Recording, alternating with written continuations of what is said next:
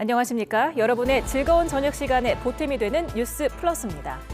4년 5개월 만에 열린 한일중 정상회의에서 한반도 평화와 안정이 3국의 공동 이익이자 책임이라는 점을 다시 확인했습니다. 또 3국 정상회의 정례화를 선언하며 국민이 체감할 수 있는 실질적인 협력을 확대하기로 했습니다. 자세한 내용은 잠시 뒤 이슈 플러스에서 알아보겠습니다. 먼저 오늘의 주요 뉴스부터 정리해드립니다.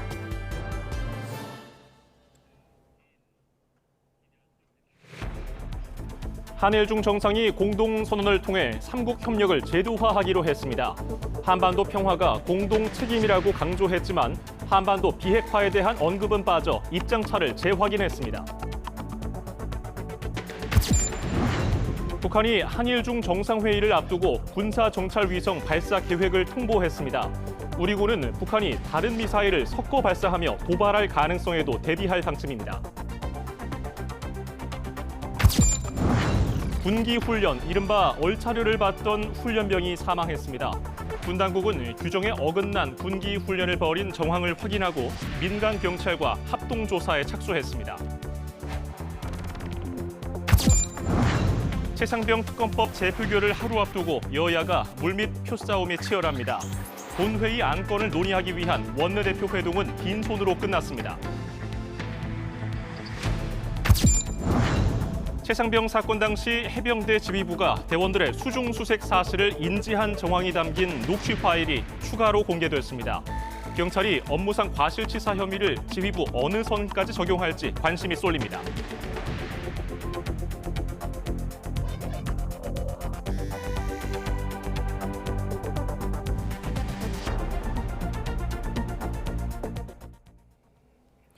뉴스 플러스 첫 소식입니다. 4년 5개월 만에 만난 한일중 정상은 크게 세 가지 차원에서 협력 발전 방향을 같이 하기로 하고 회담 결과를 담은 공동선언을 발표했습니다. 3국은 정상회의를 정례적으로 개최해 협력 체계를 굳건히 하기로 하고 한반도 문제 정치적 해결을 위한 긍정적 노력을 지속하기로 했습니다. 자세한 내용은 취재기자 연결해 알아봅니다. 김대경 기자. 네, 정치부입니다. 네, 새 정상이 큰 틀에서 세 가지 협력 방향을 같이 하기로 뜻을 모았는데요. 어떤 내용인가요? 네, 한일중 정상은 이번 회담이 3국 협력을 재활성화하는 데 있어서 중요한 의미를 지닌다고 평가했습니다. 그러면서 정상회의 정례 개최를 통한 협력 제도화와 6대 분야 협력 사업 발굴, 그리고 3국 협력 혜택 확장 등 크게 세 가지 틀에서 방향을 같이 해나가기로 했습니다. 먼저 4년 5개월 만에 회담 재개를 계기로 3국 정상과 외교장관 회의를 정례화하는 동시에 교육, 문화, 관광 등 분야에서 협의체를 통해 실질적인 협력을 강화하기로 뜻을 모았습니다.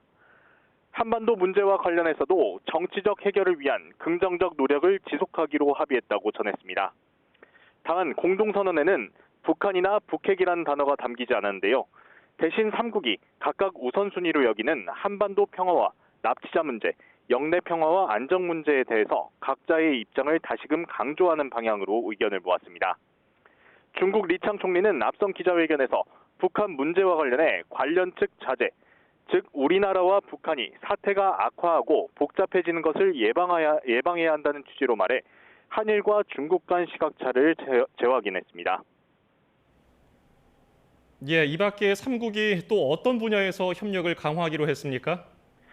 네, 3국 정상은 무엇보다 국민이 체감할 수 있는 실질적인 협력을 확대하기로 했습니다.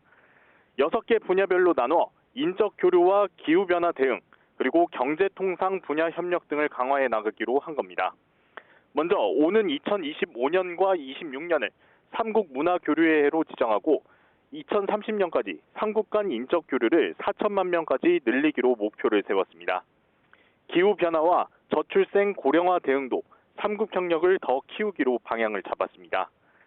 FTA 협상 가속화와 향후 10년간 지식재산 창출과 활용 강화, 그리고 한일중 3국 협력의 혜택이 다른 국가로 확대할 수 있도록 하자는 내용도 선언문에 함께 담았습니다. 다음 차례인 10차 한일중 정상회의에서는 일본이 의장직을 맡기로 했습니다. 이와 관련해 윤 대통령은 오늘을 기점으로 3국 정상회의가 정상화됐다며 한일중 협력 체계가 앞으로 더 성장할 수 있는 발판이 마련됐다고 의미를 부여했습니다. 지금까지 정치부에서 전해드렸습니다. 한일중 정상회의가 열리기 직전 북한이 군사정찰 위성 발사 계획을 통보했습니다. 북한의 위성 발사가 임박한 것으로 보이는데 우리 군은 전투기 수십 대가 참가하는 대응 훈련에 나섰습니다. 김대근 기자입니다. 북한이 일본 해상보안청에 다음 달 4일 전에 인공위성이 실은 로켓을 발사하겠다고 통보했습니다. 지난해 세 차례 발사 당시 예고기간 첫날이나 직전에 실제 발사가 이루어진 만큼 북한은 이번에도 기상 조건만 맞으면 바로 위성을 쏘아 올릴 것으로 보입니다. 북한이 지난해 11월 군사정찰위성 1호기를 발사한 뒤 얼마나 기술 발전을 이뤘을지 관심인데 러시아와의 군사협력이 강화된 만큼 로켓과 위성 모두 이전보다 성능이 향상됐을 거라는 전망이 나옵니다. 러시아 기술자들까지 들어갔다라는 이제 정황이 나오고 있어서 러시아 기술자들이 집중적으로 아마 발사체 안정에 기여를 했을 가능성이 높습니다. 위성체에서의 광학 능력이라든가 일부를 좀 더 개선시키는 방향으로 러시아의 기술이 투여됐을 가능성, 관심사고 사실상 그 가능성을 지금 많이 높게 보고 있는 상황입니다. 또 한일중 정상회의 직전에 위성 발사 계획을 통보한 의도도 주목되는데 북한 문제를 둘러싼 한일중 협력에 균열을 내기 위한 전략이라는 분석입니다. 북한 비핵화 문제에서 한일과 중국의 협력이 이루어지지 않도록 방해하려는 의도가 다분히 있다고 봐야죠. 북한 비핵화 문제에 한국과 일본의 요구에 적극적으로 참여하지 않도록 저지하기 위한 그런 목적이 있다고 봐야겠죠. 북한이 위성 발사를 예고하자 우리 군도 즉각 대응 훈련에 나섰습니다. 합동참모본부는 전방 중부 지역 비행금지선 이남에서 공군 스텔스 전투기인 F-35A 등 전투기 20여 대가 참가한 가운데 공격 편대군 비행 훈련과 타격 훈련을 실시했다고 밝혔습니다. 합참은 적이 도발하면 즉각 강력히 끝까지 응징하겠다는 의지와 능력을 보여주기 위해 훈련을 실시했다고 말했습니다. 북주장 군사 정찰 위성 발사는 유엔 안보리 결의를 위반하는 도발 행위이므로 우리 군은 강력한 능력과 의지를 보여줄 조치들을 시행할 것입니다. 합참은 또 북한이 위성과 함께 다른 미사일을 섞어 발사하며 도발할 가능성에도 충분히 대비하고 있다고 강조했습니다. YTN 김대근입니다. 21대 국회 사실상 마지막 본회의가 하루 앞으로 다가왔지만 여야는 최대 현안으로 떠오른 국민연금 개혁안을 두고 이견을 좁히지 못하고 있습니다. 내일까지 물밑 협의는 이어갈 것으로 보이지만 여야 입장차가 커서 공은 22대 국회로 넘어가는 분위기입니다. 김다연 기자입니다. 여야는 내는 돈인 보험료율과 받는 돈인 소득 대체율에선 접점을 찾았지만 기초연금 통합 등 구조 개혁 여부를 놓고 평행선을 달렸습니다. 국민의힘은 보험료율 등 모수 개혁과 구조 개혁을 함께 가야 한다는 주장을 굽히지 않고 있습니다. 모수 개혁은 기금 고갈을 늦출 뿐 근본적 해결이 이뤄지지 않는 반쪽짜리 개혁이란 겁니다. 22대 국회에서 여야정 협의체와 연금 개혁 특위를 꾸려 차분히 논의를 이어가면 될 일이라고 거듭 강조했습니다. 모수 개혁만으로 일단락을 짓고 다시 구조개혁을 한다면은 서로 모순과 충돌이 생기고 또 세대 간의 갈등과 여러 가지 우려되는 것이 있기 때문에 하지만 여당 일각, 특히 당권 주자를 중심으로 모수 개혁이라도 받자며 당 지도부와는 온도차를 드러냈습니다. 모수 개혁에 합의만 하는 것도 대단히 긍정적인 평가입니다. 긍정적으로 저는 이재명 대표 이것을 긍정적으로 봅니다. 민주당은 국민의힘이 제시한 소득 대체율 44% 안을 받아들이겠다는데도 모수 개혁만이라도 여당이 받지 않는 이유를 모르겠다는 반응입니다. 오직 연금 개혁안 처리만을 위한 원포인트 본회의만이라도 열자고 제안했습니다.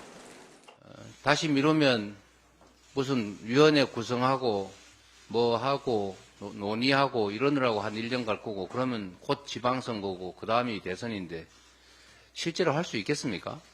안 하자는 것 같습니다.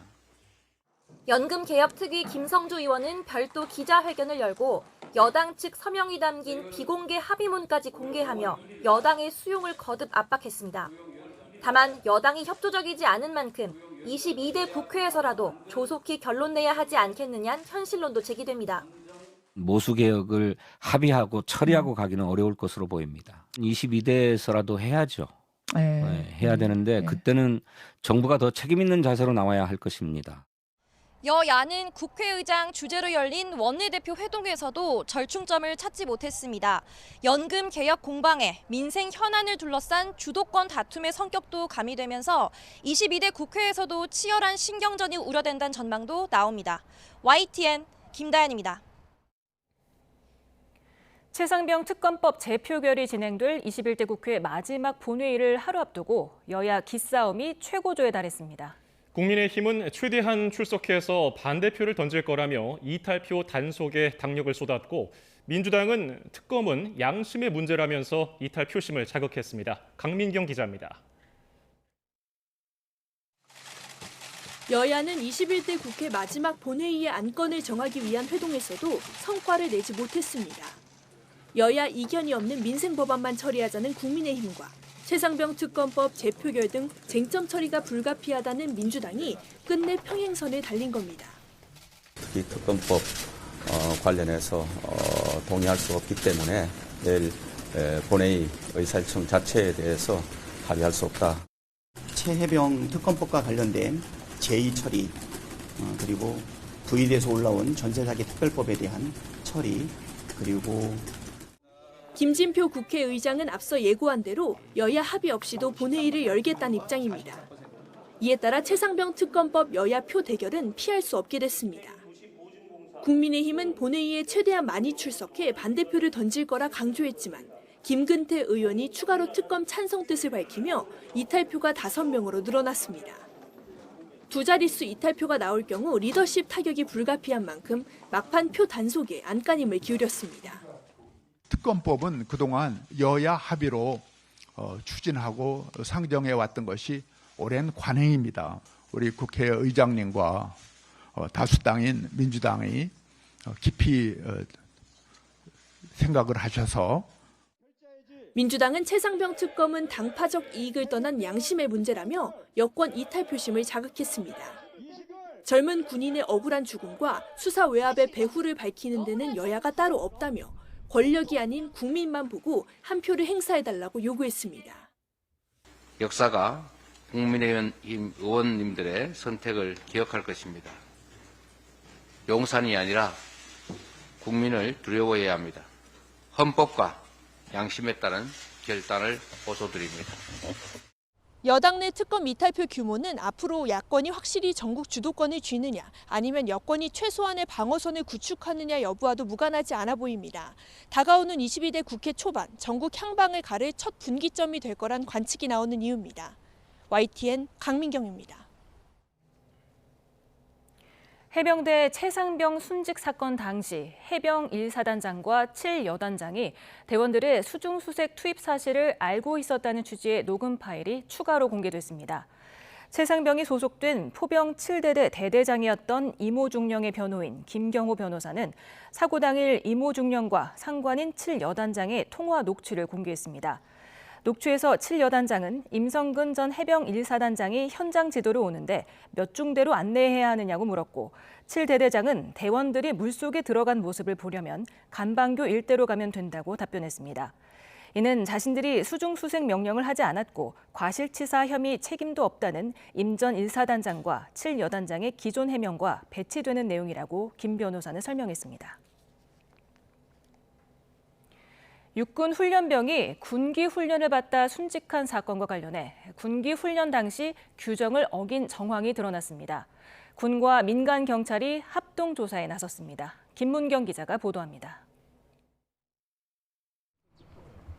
강원도 인제에 있는 한 신병 교육대입니다. 이곳에서 A모 훈련병이 군기 훈련을 받다 쓰러진 건 지난 23일 급히 민간 병원으로 후송됐지만 이틀 뒤 순직했습니다.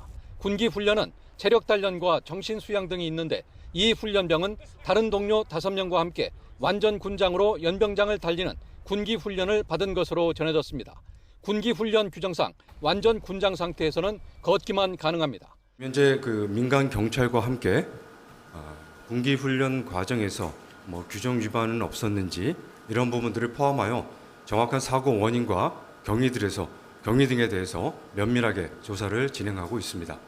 개정된 군사법원법에 따라 규정 위반 등의 혐의점이 드러나면 수사는 민간 경찰이 맡게 됩니다. 국립과학수사연구원 부검 결과 외관상 특별한 사망 원인은 판별되지 않았습니다. 국과수는 이에 따라 병원 의무 기록과 혈액검사, 조직검사 등을 토대로 최종 사인을 조사할 예정입니다. 군 인권센터는 군기 훈련 과정에서 건강 상태가 좋지 않은데도 무리하게 강행했다는 제보가 있다며 철저한 수사가 필요하다고 지적했습니다. 지난 13일 입대한 A 훈련병은 순직과 함께 2병에서 1병으로 1계급 추서됐습니다. YTN 김문경입니다.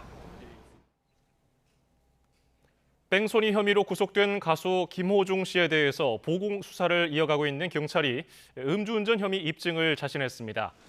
우종수 경찰청 국가수사본부장은 음주운전 혐의에 대한 증거 자료와 진술을 보강해서 구속기한 안에 김 씨에 대한 수사를 마무리 짓겠다고 밝혔습니다. 거짓말 탐지기 조사 여부에 대해서는 자백이 유일한 증거는 아니고 객관적 자료 확보와 참고인 조사를 충분히 한 만큼 현재로서는 검토하고 있지 않다고 선을 그었습니다. 뺑소니 혐의로 구속된 가수 김호중 씨의 소속사가 사건과 관련된 임직원들의 전원 퇴사와 대표이사 변경을 결정했습니다. 김 씨의 소속사 생각엔터테인먼트는 오늘 입장문을 통해서 이번 사태로 많은 분께 실망을 드려 죄송하다며 이같이 밝혔습니다. 이어서 향후 매니지먼트 사업을 지속할지도 검토하고 있다며 소속 아티스트와의 협의에서 어떠한 조건도 없이 전속 계약을 종료할 생각이라고 설명했습니다.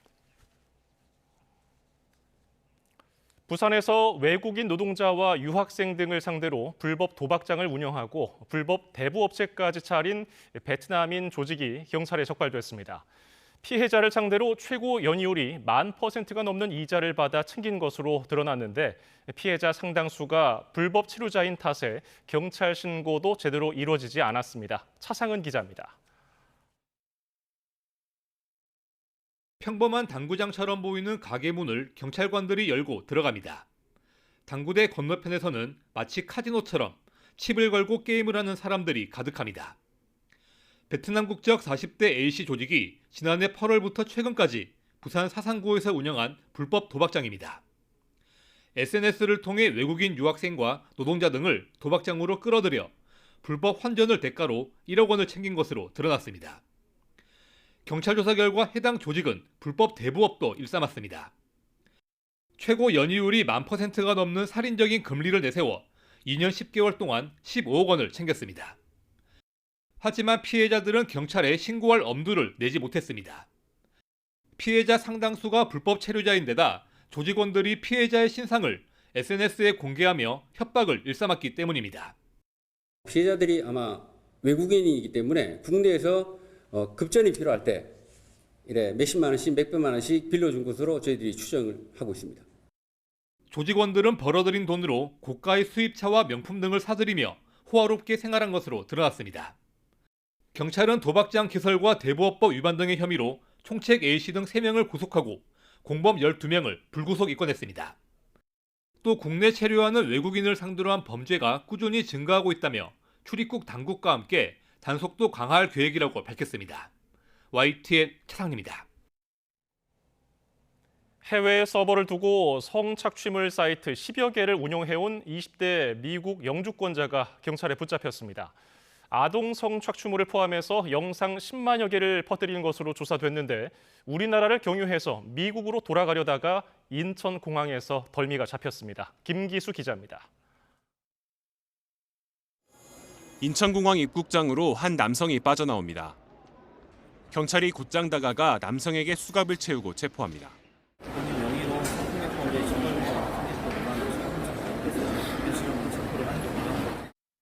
지난 2020년 11월부터 해외 서버를 이용해 한국인을 상대로 성착취물 사이트 14개를 운영한 미 영주권자 20대 A씨입니다. A씨가 3년 6개월 동안 유포한 것으로 파악된 영상은 무려 10만여 개. 이 가운데엔 아동 청소년 성착취물도 1000여 개나 포함돼 있습니다. 불법 촬영물도 2만 개나 올렸는데 일부는 피해자 개인정보까지 담겨 있었습니다. AI를 이용한 음란물도 올리며 국내 유명 연예인 사진을 활용하려던 정황까지 포착됐습니다. 합성지하고 폴더가 별도로 있었는데 거기 안에 이제 여자 아이돌 그 사진이 있었습니다. 그래서 당연히 이제 허위 영상물을 제작 유포했을 거라 보고 사이트 내에 이제 사실 수색을 좀 더 집중적으로 했는데 발견은 못했습니다. 이렇게 운영한 사이트 14곳의 하루 평균 방문자는 2만여 명. 광고를 사이트에 게재해주고 가상화폐로 수억 원대의 수익을 올린 것으로 추정됩니다. 경찰은 위장수사 기법 등을 활용해 A씨를 범인으로 특정했고 미수사당국과의 공조를 통해 포위망을 좁혀왔습니다. 결국 필리핀에서 한국을 경유해 미국으로 돌아가다 공항에서 덜미가 잡힌 A씨는 검찰로 구속 송치됐습니다. 불법 사이트 14개를 모두 폐쇄 조치한 경찰은 A씨의 정확한 범죄 수익을 특정해 추징 보전에도 힘쓰겠다는 계획입니다. YTN 김기수입니다.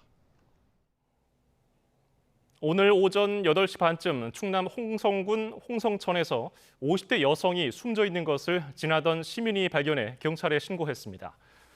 홍성경찰서는 CCTV를 통해 숨진 여성이 어젯밤 산책로를 걷다가 발을 헛디딘 사실을 확인하고 정확한 사고 경위를 조사하고 있습니다. 어제 오후 홍성에는 한때 호우주의보가 발령됐고 사고 당시에는 비가 그쳤던 것으로 전해졌습니다. 재판 결과에 불만을 품고 법원에 불을 지르려 한 혐의로 40대 A씨가 구속됐습니다. A씨는 지난달 23일 오후 2시 10분쯤 부산지방법원 서부지원 보안검색대에서 인화물질을 뿌리고 불을 붙이려 한 혐의가 있습니다. 당시 법원 직원이 제지해서 실제 방화로는 이어지지 않았고 A씨는 현장에서 체포됐습니다. 오늘 오전 11시 20분쯤 서울 오류동에 있는 아파트에서 18층 높이까지 올라가 있던 사다리차가 넘어지는 사고가 났습니다. 인명피해는 없었지만 사다리차가 넘어지는 과정에서 고압전선을 건드리며 인근 아파트 3개 단지 1,200여 가구가 정전돼 주민들이 불편을 겪었습니다. 한국전력은 오후 2시쯤 복구를 완료했고 소방은 넘어진 사다리차의 잔해 등을 수습했습니다.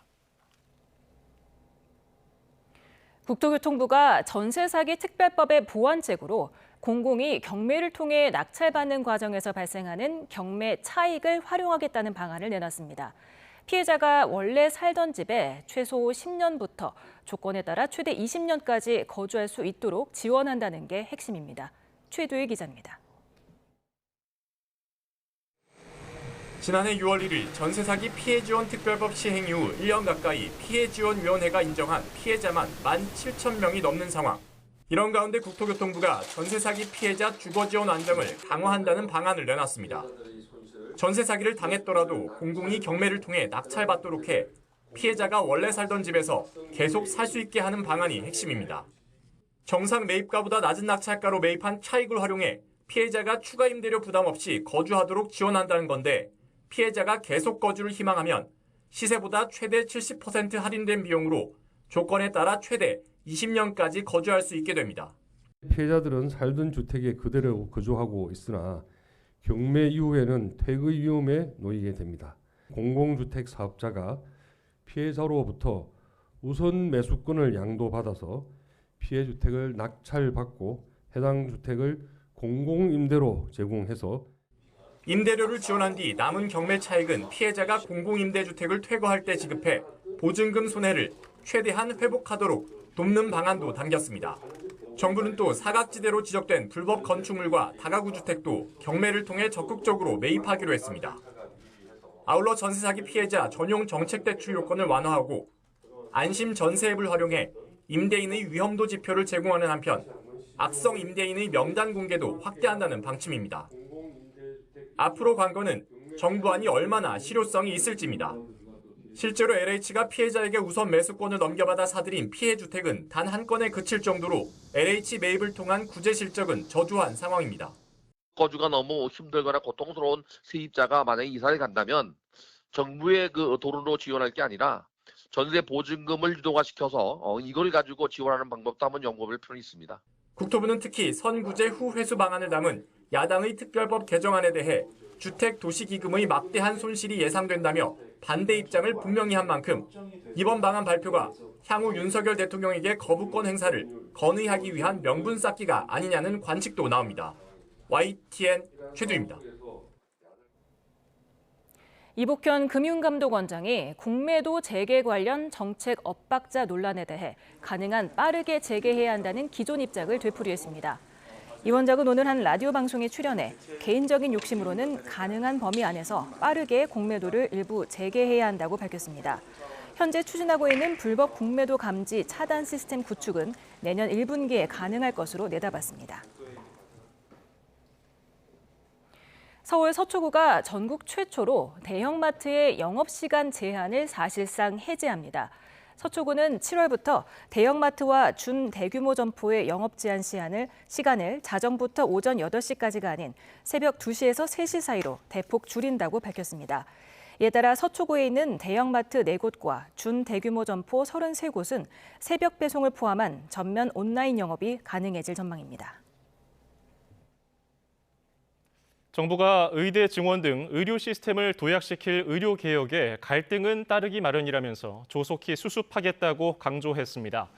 전병왕 보건복지부 보건의료정책실장은 오늘 의대 교수 단체가 정책 자문 거부 방침을 세운 데 대해 우려스럽다며 이같이 밝혔습니다. 이어서 전공의들의 복귀를 설득하는 동시에 그동안 전공의에게 과도하게 의존했던 비정상적인 의료 체계를 바로잡겠다고 설명했습니다. 의대 증원을 포함한 정부의 의료개혁 정책을 비판하기 위해 의료계가 촛불 집회를 진행합니다. 대한의사협회는 오는 30일 밤 서울 중구, 대한문 등 전국 곳곳에서 촛불 집회를 진행할 예정입니다. 이 자리에는 전공의와 환자단체, 의대생 학부모 단체도 참석할 것으로 알려졌습니다. 간호계가 의료 공백 상황에서 환자를 지켜낸 간호사에게 남게 되는 건 배신감뿐이라면서 간호법안 처리를 촉구했습니다. 대한간호협회는 오늘 국회 앞에서 기자회견을 열고 보건의료 재난 위기가 닥칠 때마다 간호사만 희생양이 되고 있다며 21대 국회에서 간호법을 제정해달라고 호소했습니다. 2025학년도 대학 수학능력시험 6월 모의평가가 다음 달 4일 치러집니다. 한국교육과정평가원은 다음 달 4일 아침 8시 40분부터 전국 2,100여 개 고등학교와 500여 개 지정학원에서 6월 모의평가를 동시 진행한다고 밝혔습니다. 이번 모의평가 지원자는 모두 47만 4천여 명으로 지난해 같은 기간보다 1,458명 늘었습니다. 정부가 공문 발송 과정에서 교사 만여 명의 개인정보를 유출한 지 나흘 만에 사과한 사실이 뒤늦게 알려졌습니다. 교육부는 지난 20일 시도교육청에 연수 대상자 선정 결과를 보내면서 참여교사 만여 명의 개인정보가 담긴 파일을 암호화하지 않은 채 발송했습니다.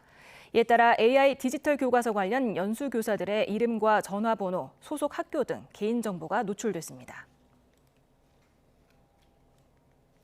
가정의학과 전문의이자 방송인 여에스더 씨가 자신이 운영하는 쇼핑몰에서 허위 과장 광고를 했다는 의혹에 대해 경찰이 무혐의 처분을 내렸습니다. 서울수서경찰서는 여 씨의 식품표시광고법 위반 혐의에 대해 혐의 없음과 증거 불충분을 이유로 불송치 결정을 내렸다고 밝혔습니다. 여 씨는 자신이 운영하는 건강기능식품 쇼핑몰에서 검증되지 않은 내용을 바탕으로 질병 예방과 치료에 도움이 된다는 식으로 광고한 혐의가 있습니다. 고위공직자범죄수사처는 오늘 더불어민주당 이재명 대표 피습 사건 당시 현장을 보존하지 않은 혐의로 고발된 오경미 전 부산강서경찰서장을 피의자 신분으로 불러 조사하고 있습니다. 이 사건과 관련해 피의자가 소환된 건 이번이 처음인데 공수처는 옥 전 서장을 상대로 피습 사건 직후 현장을 정리한 경위 등을 확인할 방침입니다.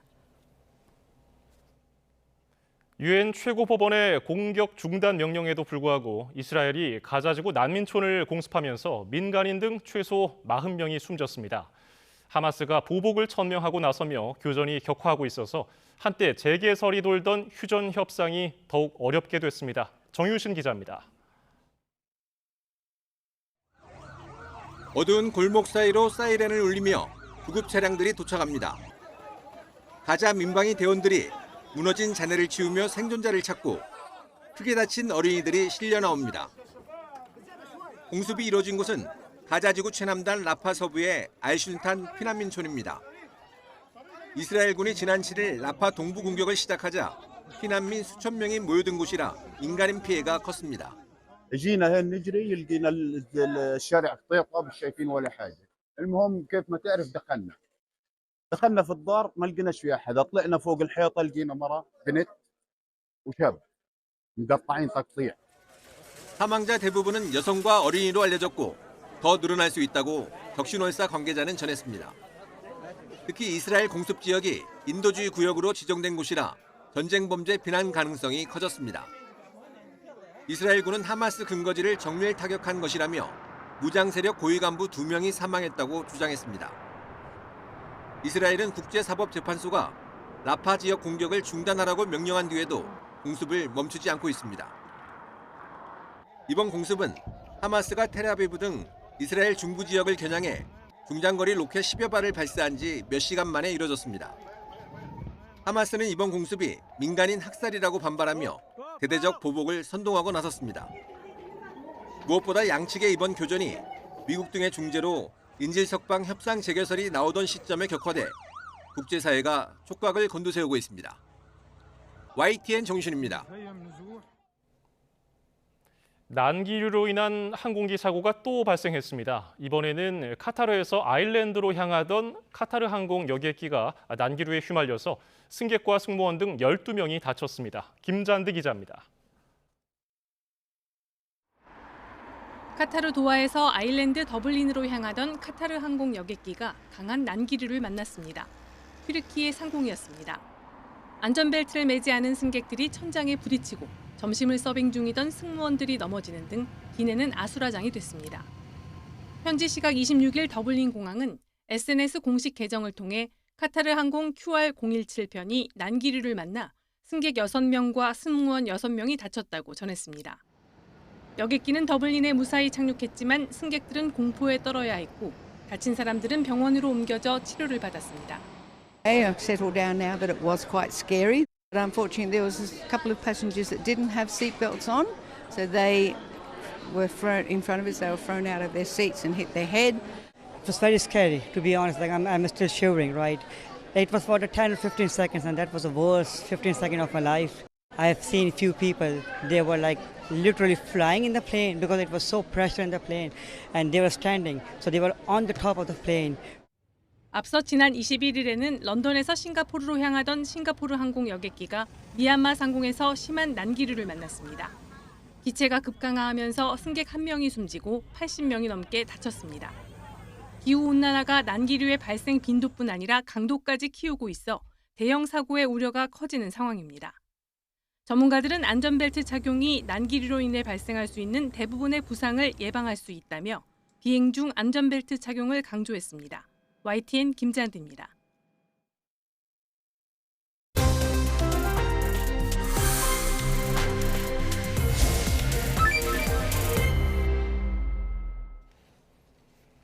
한일 중 3국 정상이 4년 5개월 만에 만나 정상회의 정례화에 합의했습니다.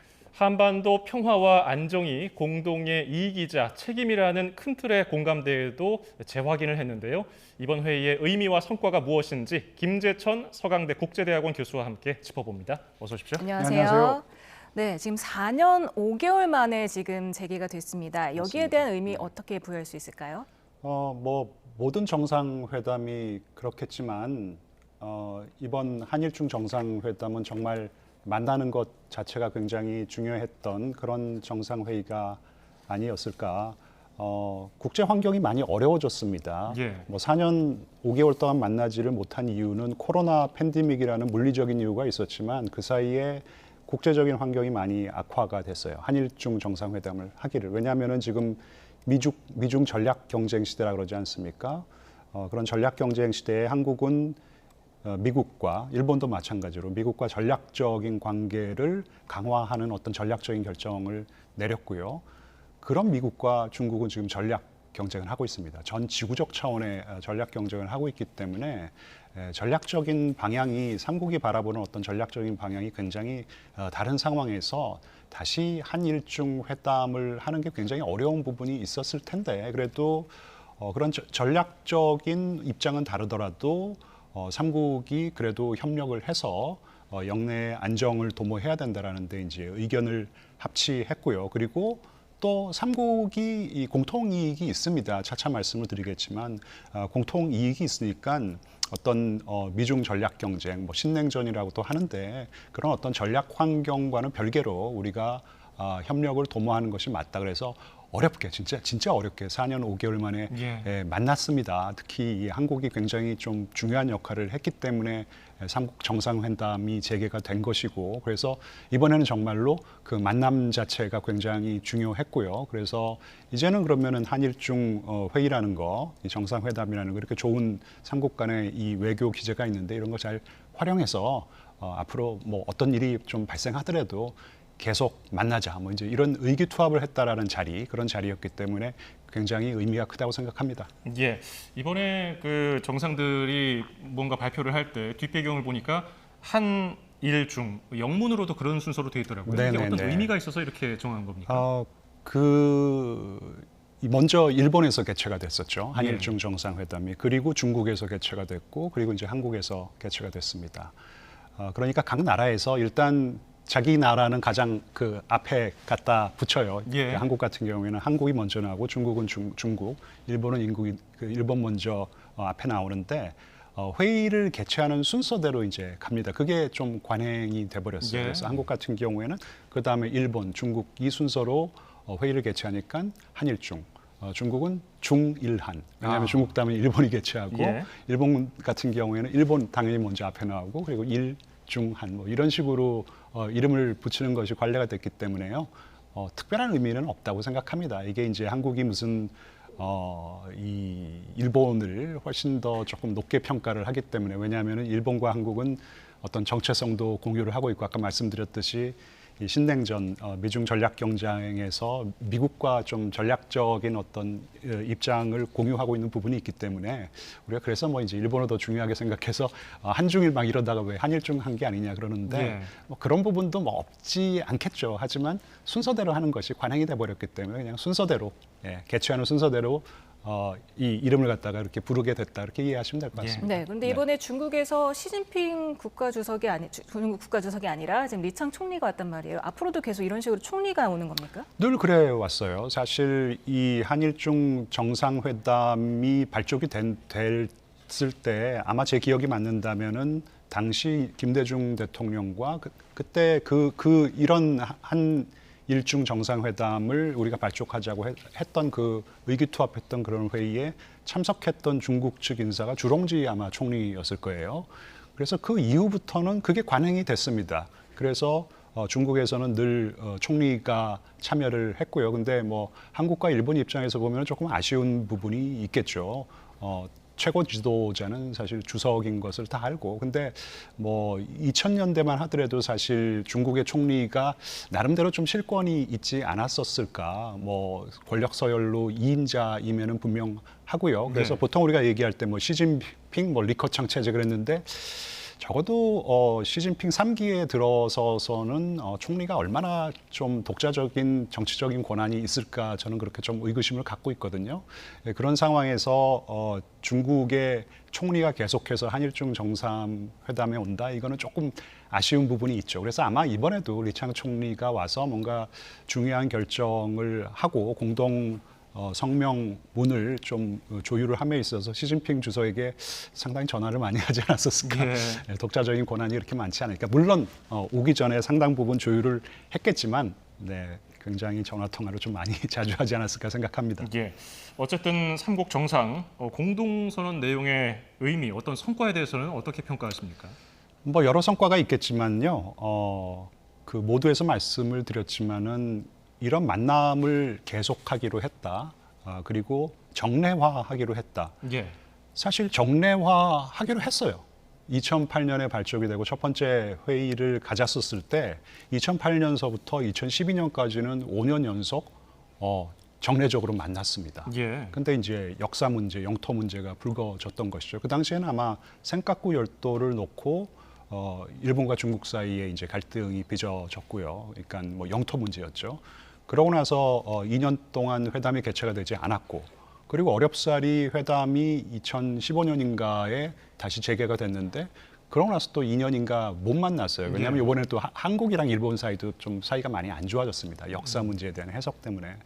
근데 이제 이런 문제 때문에 안 만난다라는 것은, 이런 문제가 있으면 있을수록 사실 더 만나야 되는 것이잖아요. 근데 이런 문제가 툭 불거지면은 삼국 정상이 안 만나고, 이건 굉장히 안 좋은 이 관행이 돼버렸기 때문에 일단 만나자. 그리고 뭐 역사 문제, 영토 문제 이거 하루 이틀 사이에 해결될 문제가 아니잖아요. 그래서 그렇다면 그런 어떤 어려운 영역, 이슈 영역에서는 우리가 좀 긴 호흡으로 가자. 조금 젠 걸음으로 가자. 하지만 그 외에도 우리가 공동의 이익이 분명히 있고 그 6개 현안이라고 올라온 거 있지 않습니까? 정치 안보 문제는 빠져 있습니다, 사실.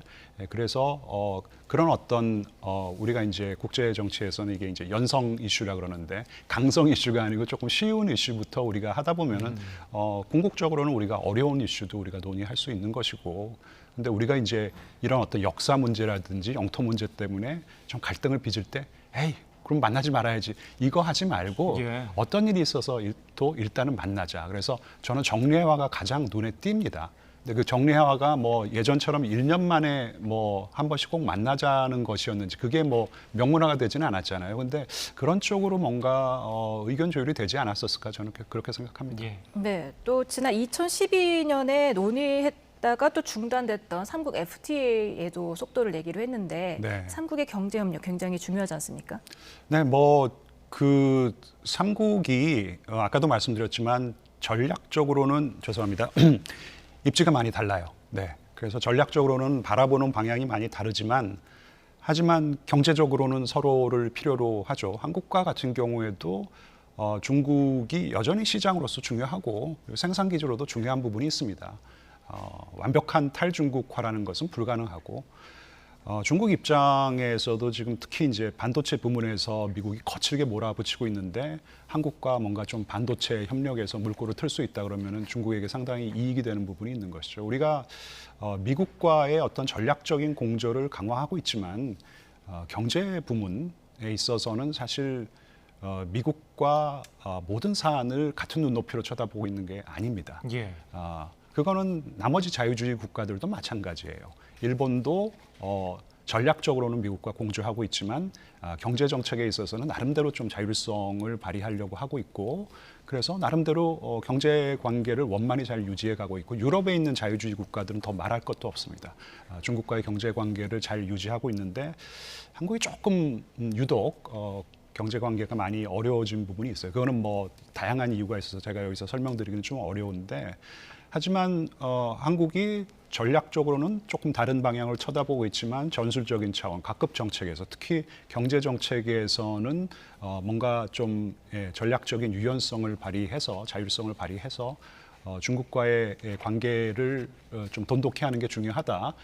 한일중 FTA라는 것은 예전에 아이디어 차원에서 여러 번 얘기가 나왔었는데 이번에도 이것도 마찬가지입니다. 사실 저는 이게 뭐 본격적으로 추진되기는 어렵다고 생각합니다. 왜냐하면 지금 한국이나 또 일본도 마찬가지로 미국의 인도태평양 IPEF라는 게 있어요. 인도태평양 경제 협력 프레임워크라는 게 있는데 거기에 이제 뭐 적극적으로 공조를 하기로 해놓은 상황에서 한국과 일본, 중국만이 FTA를 본격적으로 추진한다. 이거는 조금 뭐 제약 요인이 따를 수 있는데 이것조차도 하기로 했다. 공동선언문에 나왔다라는 거 그 자체로서 저는 굉장히 큰 의미가 있다고 생각합니다. 우리나라도 경제적으로 중국과 절대 때려야 뗄 수 없는 관계지만은 중국도 역시 우리나라를 필요로 하지 않습니까? 그렇기 때문에 뭐 공급망이라든지 첨단 기술 협력 강화를 요구했는데 어떤 전략이라고 보셨습니까? 그거는 이제 훨씬 더 강력하게 중국 측에서 요구를 했었을 수 있다고 생각합니다. 왜냐하면은 아까 제가 우리가 미국이 굉장히 중요한 전략 파트너이지만 하지만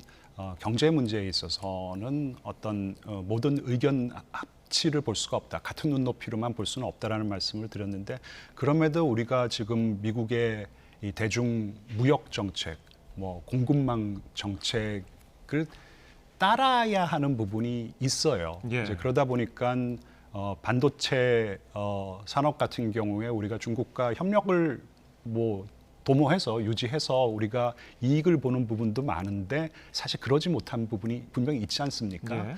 근데 이제 중국 같은 경우에는 지금 뭐 기술 패권이라 그래가지고 뭐 반도체, 뭐 AI 뭐 이런 쪽으로 계속 옥죄어 오니까 한국이 굉장히 중요한 파트너가 될 수 있는 것이죠. 지금 중국 시장을 많이 떠나고 있잖아요. 중국에 대한 투자도 지금 뭐 많이 경감하고 있는 상황이기 때문에 그런 의미에서 이 리창 총리가 삼성의 이재용 회장이시죠 지금 만나고 해서 계속해서 좀 투자를 유치하려고 하는 부분이 있고 그리고 이 반도체 경쟁에서 한국을 조금 어떻게 해서라도 좀 중국 측에 끌어들이려는 어떤 유인이 분명히 동인이 작용을 한 것 같아서요. 제가 보기에는 좀 이 어떤 무역 문제에 있어서나 그 다음에 공급망 정책 부분에 있어서 협력을 더 강력하게 요구한 측은 한국이라기보다는 좀 중국이 아니었을까 그렇게 좀 추정을 해봅니다.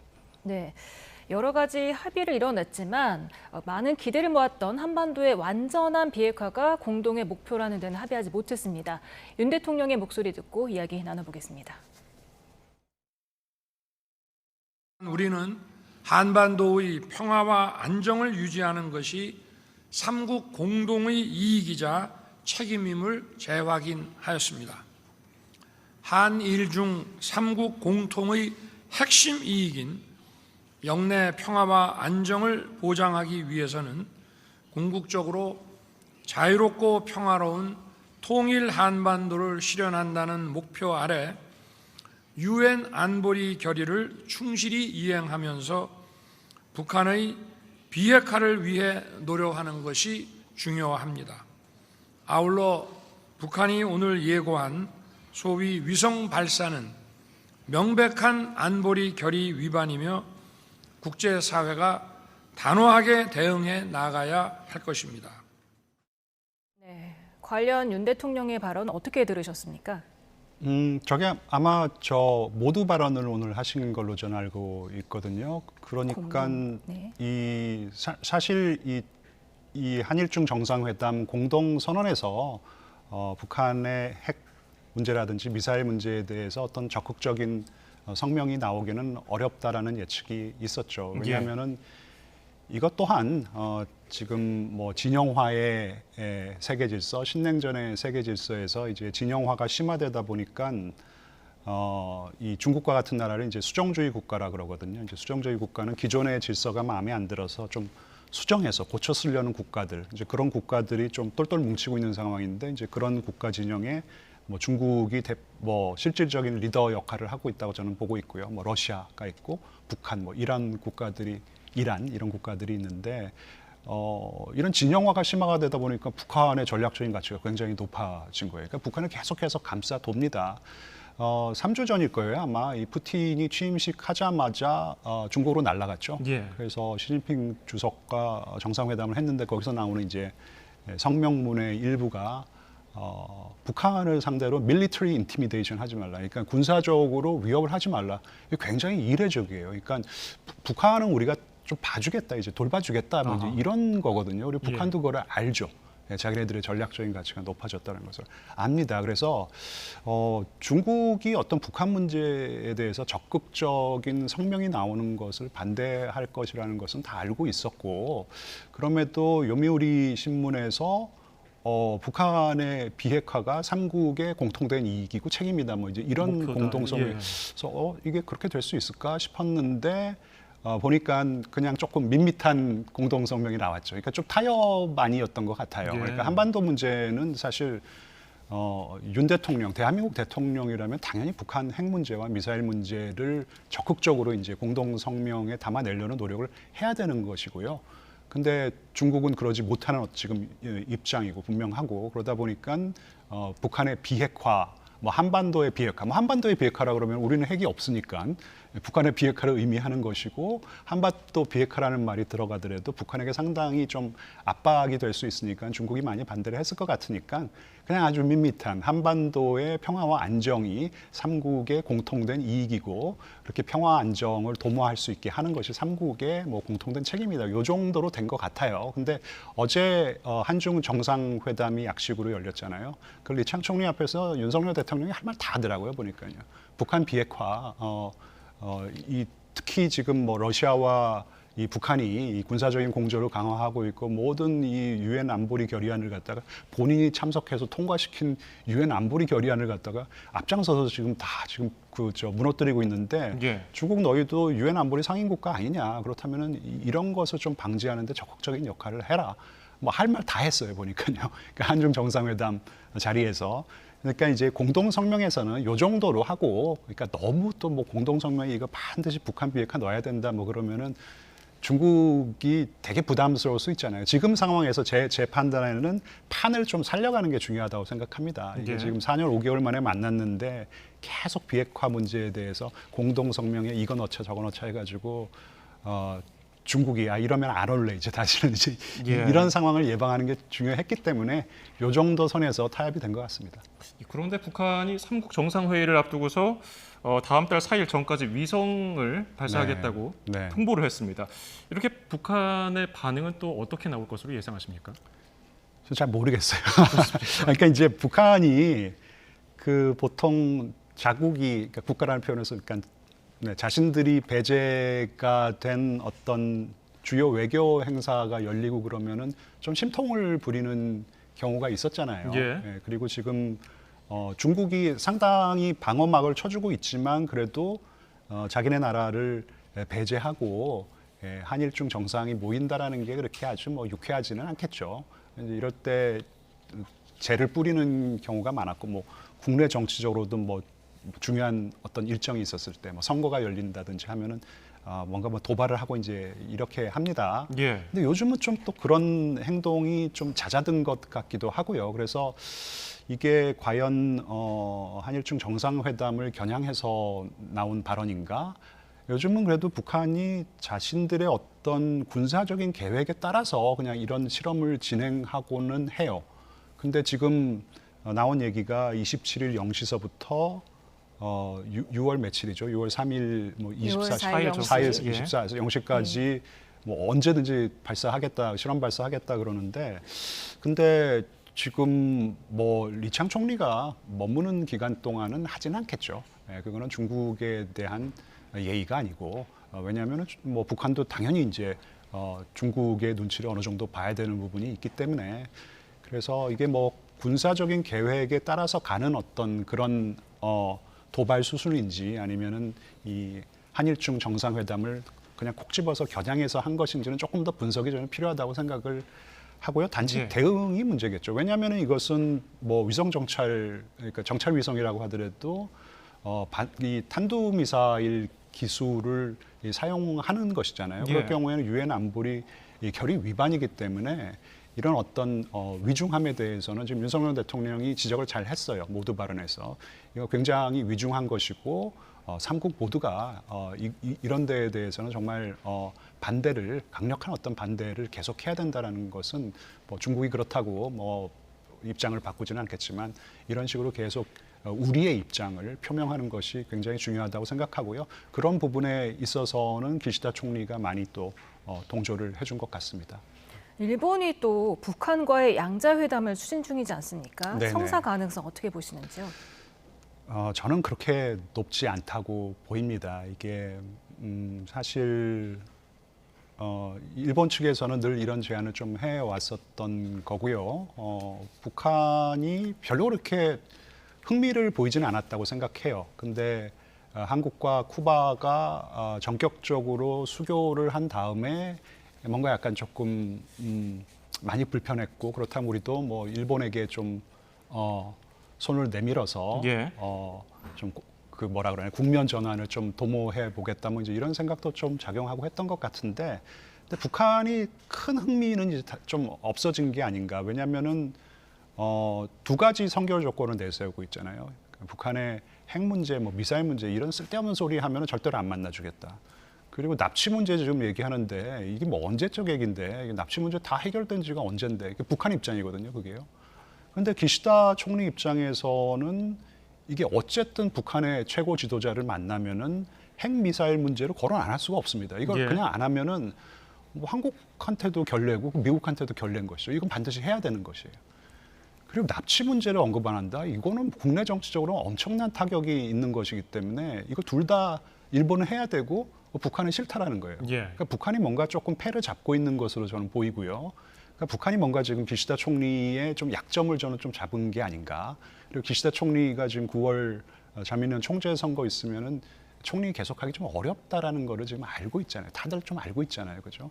그러니까 북한 쪽은 오히려 조금 더 여유가 있는 것 같고 일본 기시다 총리가 조금 더 다급한 것 같은데 근데 아까 그 두 가지 현안에 대해서 아무런 언급도 못하는 일북 정상회담이라면은 기시다에게 전혀 도움이 안 되는 것이죠. 예. 저는 뭐 가능성이 그렇게 높지 않다고 보고 있습니다. 모르죠, 근데. 예, 모릅니다. 그렇군요. 예, 예. 자, 끝으로 시진핑 주석 방한에 대해서도 좀 짧게 여쭤볼게요. 2014년 이후에 벌써 10년이 지났습니다. 네네. 언제쯤 오겠습니까? 너무 조급할 필요 없을 것 같아요. 왜냐하면은 시진핑 주석이 오려고 만약에 온다 그러면은 뭐 한국에게 뭘 가져와야 돼요. 정상회담하면은 특히 이제 방문할 경우에 뭘 가져와야 되는데 사실 한국과 중국의 관계가 이렇게 틀어진 게 2016년 사드 문제 아닙니까? 그러면 사드 문제에 대해서 뭔가 언급은 안 할 수가 없는데 그러면 사드에 대한 우리 입장은 변하지 않았다. 이렇게 할 수도 없는 것이고 사드 그 배치 그러면 이제 용인해 줄게. 괜찮아. 야 쿨. 뭐 이럴 수도 없는 거예요. 그런 조금 어려움이 있고 그리고 북한의 눈치를 이제는 봐야 됩니다. 예. 아까도 말씀드렸지만 북한의 전략적인 가치가 굉장히 높아졌기 때문에 예전에는 북한 신경 안 쓰고 그냥 우리한테 왔잖아요. 그래도 될 만큼 중국과 북한 사이가 안 좋았었고 시진핑이 김정은을 굉장히 무시했었는데 이제는 그럴 수 없는 상황이에요. 북한이 굉장히 중요해진 어떤 그런 진영화의 시대가 도래했고 심화되고 있기 때문에 그래서 뭐 지금 양국이 지금 뭐 엄청나게 좀 밀당을 하는데 아니 왜 그 사이에 우리 한국 대통령은 뭐 몇 번 갔는데 그러면 지금 당연히 지금 시진핑 주석이 올 차례지 그러는데 근데 뭐 중국에서는 계속 아니야 뭐 윤 대통령이 와야 돼 그러고 있고 윤 대통령 새로 취임했잖아 뭐 그리고 뭐 시진핑 주석은 계속 저쪽 중국 측은 한국이 먼저 와야 된다 그러는데 예. 그런 식으로 뭐 좀 소모적으로 하지 말고 내년에 아마 그 에이펙이라고 있죠. 예. 아시아 태평양 경제협의체 정상회의가 서울에서 열리기로 결정이 난 것으로 저는 알고 있거든요. 그때는 리창 총리가 아니고 관례상 시진핑 주석이 와야 되는 것입니다. 그리고 특별한 이유가 없으면은 안 와서도 안 되는 거고 와야 되는 것이기 때문에 그때 이렇게 좀 자연스럽게 방한을 하는 것도 저는 하나의 방법이라고 생각해요. 왜냐하면은 지금 이 한일중이라는 것도 결국은 한중이 제일 문제였잖아요. 그래서 한중이 어려웠었을 때 양자로 가는 것보다 이렇게 한일중을 좀 이용하는 게 좋고 소다자를 이용하는 게 좋은 거고 한중이 어려울 때 아펙 정상회담 같이 이 다자주의적인 제도 그러니까 소다자나 다자 이 제도에 조금 묻어가는 것도 저는 하나의 방법이라고 생각합니다. 네, 알겠습니다. 지금까지 한일중 정상회의 의미와 성과 짚어봤습니다. 김대천 서강대 국제대학원 교수였습니다. 감사합니다. 고맙습니다. 감사합니다. 여름이 다가오고 있지만 여전히 아침, 저녁에는 서늘함이 감돌고 있습니다. 오늘 낮 동안에도 서울 기온이 22.6도에 머무는 등 예년 기온을 밑돌며 선선했기 때문에 퇴근길 조금 더 서늘하게 느껴지겠습니다. 지치기 쉬운 월요일 퇴근길 보온에 조금 더 신경 써주시기 바랍니다. 내일은 다시 기온이 크게 오릅니다. 서울 낮 기온이 26도까지 오르는 등 오늘보다 높아지면서 다소 덥게도 느껴질 것으로 보이는데요. 반면 포항 20도 등 동해안은 오늘보다 2도에서 5도가량 낮아지면서 선선함이 감돌겠습니다. 내일 하늘은 대체로 맑겠습니다. 맑은 날씨 속에 자외선이 무척 강해지겠고 제주도와 동쪽 지방을 중심으로 바람이 강하게 부는 가운데 제주도는 새벽까지 영동과 경북 북부 동해안에는 아침까지 약하게 비가 조금 내리거나 빗방울이 조금 떨어질 전망입니다. 날씨 정보였습니다.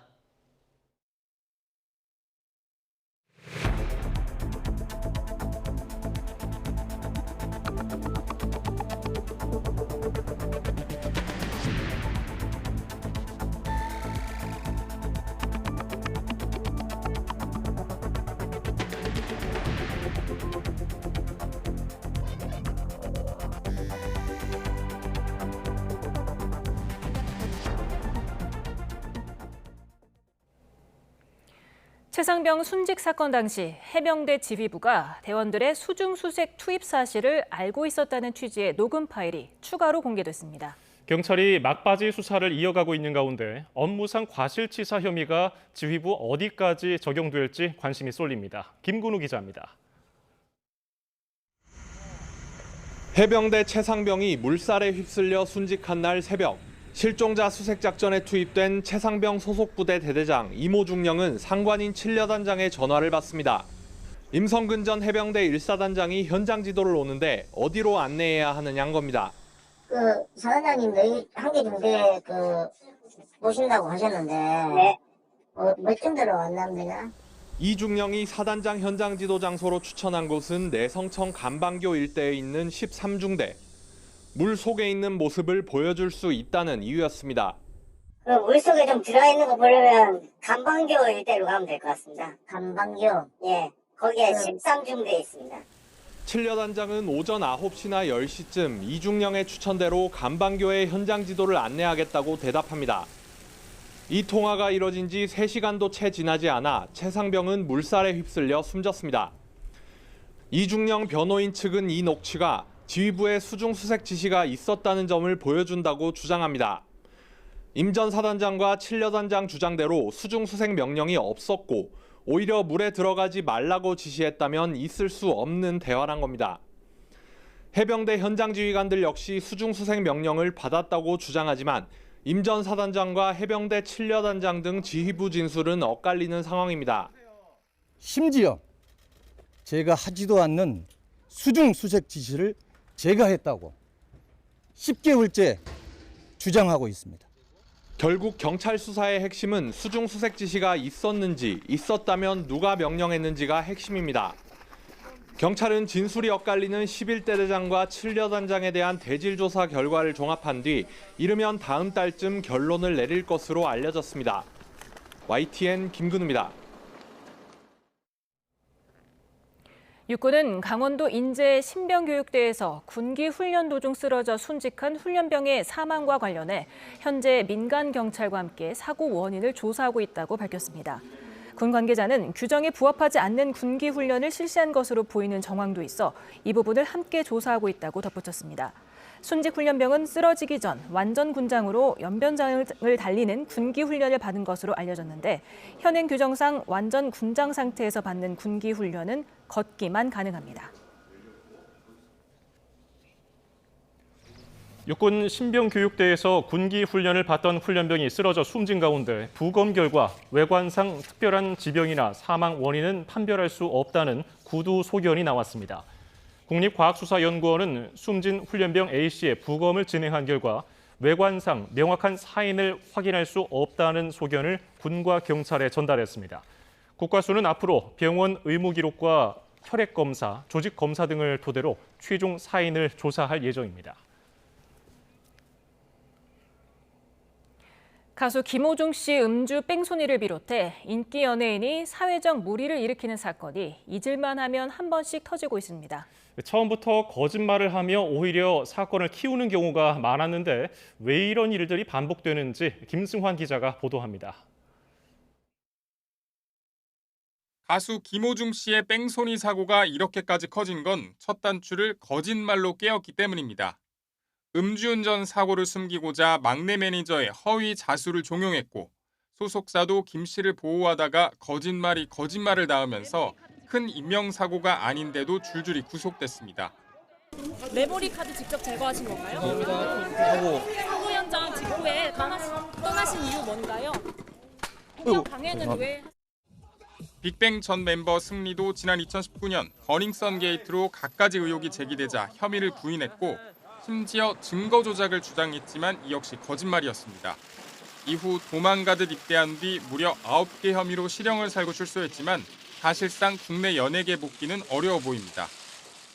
많은 분들께 실망을 끼쳐드렸습니다. 다시 한번 죄송하다는 말씀 드리고 싶고요. 인기 연예인들의 경우 죄를 짓고도 빠져나갈 수 있다는 믿음이 일반인들보다 더 강해 혐의를 부인하는 경향성이 두드러진다는 의견이 있습니다. 우선은 일단은 들키지 않을 거라고 믿고 싶었을 것이고 주변에 이제 뭐 회사라든가 도움을 줄 수 있는 사람이 많으니까. 또 여론의 관심이 꺼질 때까지 버티는 게 유리한 만큼 직접 입증이 까다로운 혐의를 일단 부인하는 전략을 택한 것 같다는 분석도 있습니다. 국립과학수사연구원에서 음주 대사체라고 하는 것이 안 나왔으면 그게 이제 음주는 물 건너 간 건데 그게 딱 나왔잖아요. 이와 함께 순간적인 방어 본능이 작동해 일반 상식과 다른 결정을 하는 경우가 많았지만 여론의 배신감까지 더해져 결국 회복하기 어려운 이미지 타격이 가해졌다는 평가입니다. YTN 김승환입니다. 의대 증원에 반발해 떠난 전공의와 학생들이 돌아오지 않자 정부가 개별 접촉 방식의 설득 전략을 펼치고 있습니다. 한편으로는 일부 의대에서 복귀를 막기 위한 강압 행위가 있었다는 신고를 받고 사법당국에 수사 의뢰하며 압박에 나섰습니다. 이문석 기자입니다. 지난 24일 의대 증원을 반영한 내년 학년도 대입 변경 계획이 승인됐습니다. 정부는 이제 의대 증원이 확정됐다며 대입 시행 준비에 만전을 기하겠다고 밝혔습니다. 하지만 병원과 학교를 떠난 전공의와 의대생이 돌아오지 않으면 증원 사태는 끝나지 않습니다. 지난주 정부가 추가 수련 가능 기한이 다다랐다며 전공의를 압박해봤지만 복귀는 소수에 그쳤습니다. 전공의 측 대화 조건인 증원 백지화는 이미 물 건너간 상황. 이들 단체를 움직일 뚜렷한 유인책이 없자 정부는 한 명씩 개별 접촉해 복귀를 설득하고 있습니다. 정부가 이제 공문을 보내서 수련병원의 그 원장이나 진료 과장이 이 전공의 개인 복귀 의사를 개별적으로 묻고 있습니다. 이런 각계전투 방식 설득 작업은 집단행동 중인 의대생을 상대로도 진행되고 있습니다. 교육부 관계자는 의대생들의 유급을 막기 위해 대학본부가 개별적이고 꼼꼼하게 학생들을 접촉 중이라고 말했습니다. 복귀를 막는 학생 사이 강압 행위에 대해선 사법 대응을 재차 강조하며 최근 수사 의뢰한 3건의 사례를 공개했습니다. A의대에선 전 과목 미수강한 사실을 공개 인증하라고 했다는 신고가 있었고 B대학은 특정 장소에 학생들을 모아두고 휴학원 제출을 강요했다는 사례가, C의대의 경우 휴학원을 제출하지 않은 명단을 공개해 압박했다는 내용이었습니다.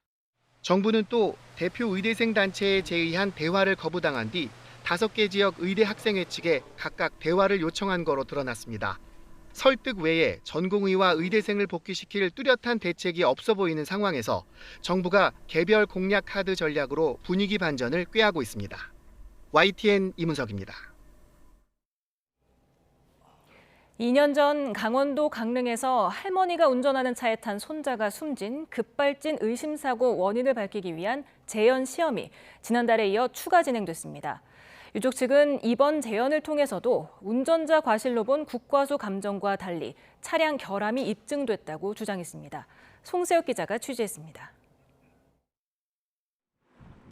지난달 사고 현장 도로에서 진행한 공식 재연 시험에 이은 두 번째 재연. 자동차 경주 면허가 있는 강릉 시민이 운전을 맡았습니다. 2년 전 사고 차량과 같은 연식과 모델의 차량이 경차 크기의 스티로폼 모형 앞에 멈춰섭니다. 세 차례 모두 제동장치를 밟지 않았는데도 자동 긴급 제동장치가 정상 작동한 겁니다. 가속 페달을 일정 정도 이상 밟으면 자동 긴급 제동장치가 작동하지 않는다며 결함을 부정한 차량 제조사의 주장. 운전자에 의해 자동 긴급 제동장치가 해제돼 작동하지 않았을 가능성을 제기한 국립과학수사연구원 의견과도 다른 결과입니다. 유족 측은 이번 시험을 통해 사고 당시 차량 결함으로 자동 긴급 제동장치가 작동하지 않은 게 입증됐다고 주장했습니다. 지난달 첫 공식 재연 시험 결과도 공개됐습니다. 1차 재연 시험 역시 속도와 기어, 엔진 회전수 변화 등에서 국과수 감정 결과와 큰 차이가 났습니다. 특히 5초간 가속 페달을 최대로 밟았을 때 늘어난 속도는 사고 기록 장치에 기록된 수치가 재연 시험 때보다 시속 10km 안팎이나 낮았습니다. 제동 장치를 밟았다는 분명한 증거라는 게 유족 측 주장입니다. EDR에 나온 그 110km에서 116km밖에 5초 동안에 증가하지 않았던 이유는 뭐냐? 그거는 도연이 할머니가 브레이크를 필사적으로 밟았기 때문에. 소비자가 아닌 제조사가 차량 결함을 입증하도록 한 제조물 책임법 개정안은 이번 21대 국회 문턱을 넘지 못한 상황. 재연 시험은 모두 유족의 몫이었습니다. 22대 국회가 정말 민생을 위한, 정말 경제적 약자인 소비자를 위한 법안을 꼭 통과시켜 주시리라 믿고 다시 한번 싸워나갈 것입니다. 손해배상 소송 중인 유족과 제조사는 다음 달 18일 춘천지법 강릉지원에서 재연 시험 결과를 놓고 치열한 공방을 벌일 것으로 보입니다. YTN 송세혁입니다. 김건희 여사가 명품 가방 외에 다른 금품을 수수했다며 추가 고발된 사건이 서울중앙지검 명품 가방 수사팀에 배당됐습니다. 대검찰청은 지난주 서울의 소리 백은종 대표가 김 여사의 또 다른 금품 수수 의혹을 제기하며 윤석열 대통령 부부를 추가 고발한 사건을 서울중앙지검에 내려보냈습니다. 서울중앙지검은 이 사건을 김 여사의 명품 가방 의혹을 수사하고 있는 형사 1부에 배당했습니다.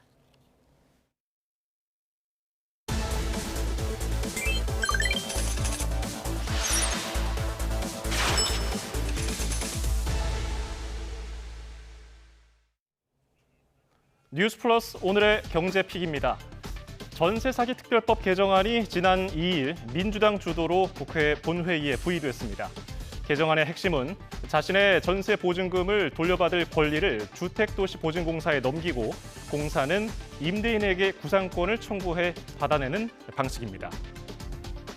정부는 전세 사기 특별법 개정안에 대해 부정적인 입장을 밝혀왔는데요. 대신 한국토지주택공사 등이 전세 사기 피해 주택을 경매에서 낙찰받아 공공임대주택으로 제공하는 방안을 검토 중이라는 입장을 발표한 바가 있습니다. 민주당은 내일 본회의를 열어서 전세 사기 특별법 개정안 등을 처리해야 한다는 입장을 고수했습니다. 반면 국민의힘은 여야가 이견을 보이는 쟁점 법안 처리는 22대 국회로 넘겨 논의를 이어가자는 뜻을 내비쳤습니다. 이런 가운데 국토교통부는 예고했던 대로 전세 사기 특별법의 보완책으로 공공이 경매를 통해 낙찰받는 과정에서 발생하는 경매 차익을 활용하겠다는 방안을 발표했습니다. 피해자가 원래 살던 집에 최소 10년부터 조건에 따라서 최대 20년까지 거주할 수 있도록 지원한다는 게 핵심 내용입니다. 최두희 기자입니다. 지난해 6월 1일 전세 사기 피해 지원 특별법 시행 이후 1년 가까이 피해 지원 위원회가 인정한 피해자만 17,000명이 넘는 상황. 이런 가운데 국토교통부가 전세 사기 피해자 주거 지원 안정을 강화한다는 방안을 내놨습니다. 전세 사기를 당했더라도 공공이 경매를 통해 낙찰받도록 해 피해자가 원래 살던 집에서 계속 살 수 있게 하는 방안이 핵심입니다. 정상 매입가보다 낮은 낙찰가로 매입한 차익을 활용해 피해자가 추가 임대료 부담 없이 거주하도록 지원한다는 건데 피해자가 계속 거주를 희망하면 시세보다 최대 70% 할인된 비용으로 조건에 따라 최대 20년까지 거주할 수 있게 됩니다. 피해자들은 살던 주택에 그대로 거주하고 있으나 경매 이후에는 퇴거 위험에 놓이게 됩니다. 공공주택 사업자가 피해자로부터 우선 매수권을 양도받아서 피해 주택을 낙찰받고 해당 주택을 공공임대로 제공해서 임대료를 지원한 뒤 남은 경매 차익은 피해자가 공공임대주택을 퇴거할 때 지급해 보증금 손해를 최대한 회복하도록 돕는 방안도 담겼습니다. 정부는 또 사각지대로 지적된 불법 건축물과 다가구 주택도 경매를 통해 적극적으로 매입하기로 했습니다. 아울러 전세 사기 피해자 전용 정책 대출 요건을 완화하고 안심 전세 앱을 활용해 임대인의 위험도 지표를 제공하는 한편 악성 임대인의 명단 공개도 확대한다는 방침입니다. 앞으로 관건은 정부안이 얼마나 실효성이 있을지입니다. 실제로 LH가 피해자에게 우선 매수권을 넘겨받아 사들인 피해 주택은 단 한 건에 그칠 정도로 LH 매입을 통한 구제 실적은 저조한 상황입니다. 거주가 너무 힘들거나 고통스러운 세입자가 만약에 이사를 간다면 정부의 그 돈으로 지원할 게 아니라 전세 보증금을 유동화시켜서 이걸 가지고 지원하는 방법도 한번 연구해볼 필요는 있습니다. 국토부는 특히 선구제 후 회수 방안을 담은 야당의 특별법 개정안에 대해 주택도시기금의 막대한 손실이 예상된다며 반대 입장을 분명히 한 만큼 이번 방안 발표가 향후 윤석열 대통령에게 거부권 행사를 건의하기 위한 명분 쌓기가 아니냐는 관측도 나옵니다. YTN 최두입니다. 이복현 금융감독원장이 공매도 재개 관련 정책 엇박자 논란에 대해 가능한 한 빠르게 재개해야 한다는 기존 입장을 되풀이했습니다. 이 원장은 오늘 한 라디오 방송에 출연해서 개인적인 욕심으로는 가능한 범위 안에서 빠르게 공매도를 일부 재개해야 한다고 밝혔습니다. 현재 추진하고 있는 불법 공매도 감지, 차단 시스템 구축은 내년 1분기에 가능할 것으로 내다봤습니다. 요즘에 10,000원짜리 한 장 가지고는 한 끼 식사 밖에서 해결하기가 쉽지 않습니다. 즐겨 찾는 외식 메뉴 중에 비빔밥과 냉면, 삼겹살, 그리고 삼계탕, 삼겹살, 삼계탕 1인분 가격은 10,000원을 넘긴 지 오래입니다. 이렇다 보니까 집에서 먹을 수 있는 간편식 그리고 즉석 요리 상품이 인기를 끌고 있는데요.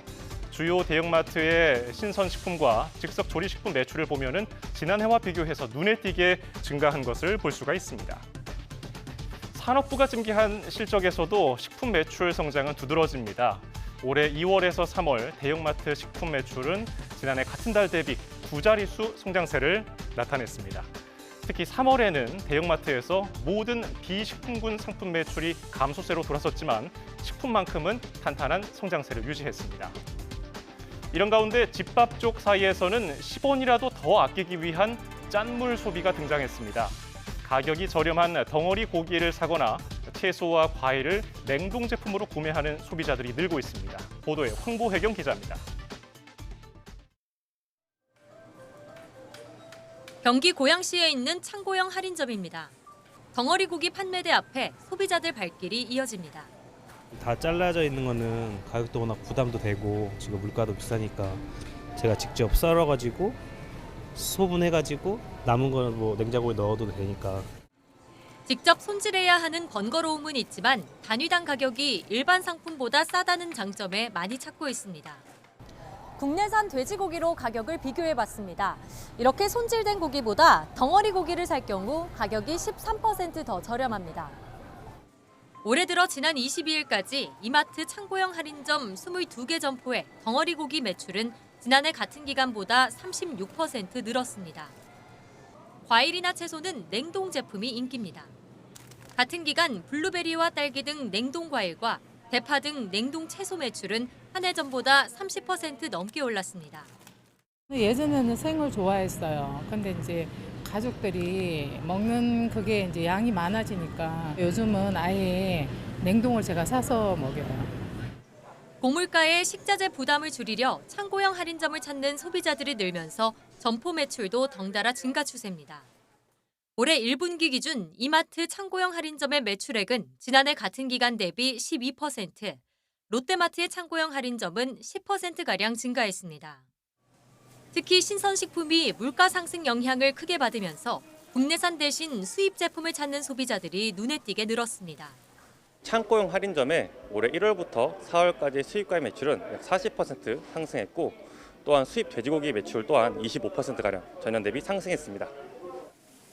고물가에 소득은 줄고 밥상 지출은 늘어난 가운데 조금이라도 식비를 아끼려는 짠물 소비 경향은 한동안 이어질 전망입니다. YTN 황보혜경입니다. 취약한 알뜰폰 업계의 보안을 금융권 수준까지 강화하기 위해서 앞으로 정보보호 관리체계 인증을 의무화하는 방안이 추진됩니다. 알뜰폰은 온라인 비대면 방식으로 편리하게 가입할 수 있어 다른 사람 명의를 도용해 부정가입하는 문제가 지적돼 왔습니다. 이에 따라 과기부는 휴대전화 부정개통을 막기 위해 알뜰폰 사업자가 정보보호 관리체계 인증을 받고 관련 분야 최고 책임자를 지정해서 신고하도록 할 계획입니다. 또 오는 7월 중에 시행령을 고쳐 알뜰폰 사업자가 이 내용을 지키지 않으면 과태료 부과 등 처분을 할 예정이라고 설명했습니다. 육아 부담이 여성에게 쏠린 우리나라에서 여성 경제 활동이 출산과 마이너스 관계라는 연구가 잇따라 나왔습니다.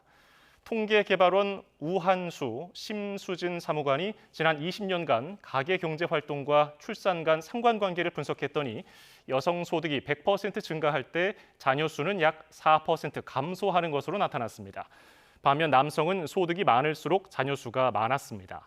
이런 결과는 근본적으로 우리나라에서 육아와 돌봄이 여성에게 치우친 배경 때문인 것으로 보입니다.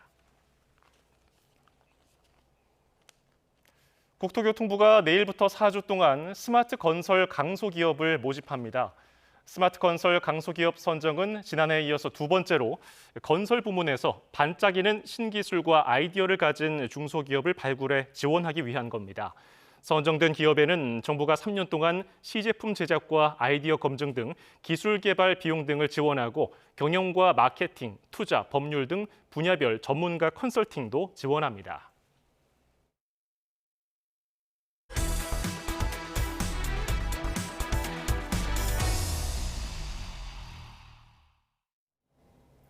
한국과 일본, 중국 정상이 4년 5개월 만에 3국 정상회의를 열고 협력 의지를 확인했습니다. 무엇보다 3국 정상은 앞으로 한일중 정상회의를 정례화해서 협력 체제를 정상화하기로 했습니다. 강희경 기자가 보도합니다. 윤석열 대통령과 기시다 후미오 일본 총리, 리창 중국 총리가 문을 열고 나란히 입장합니다. 코로나19와 주변 정세 영향 등으로 지난 2019년 이후 4년 5개월간 중단됐던 한일중 정상회의가 다시 열린 겁니다. 모두 발언에서 새 정상은 3국 협력의 새로운 시작을 한 목소리로 강조했습니다.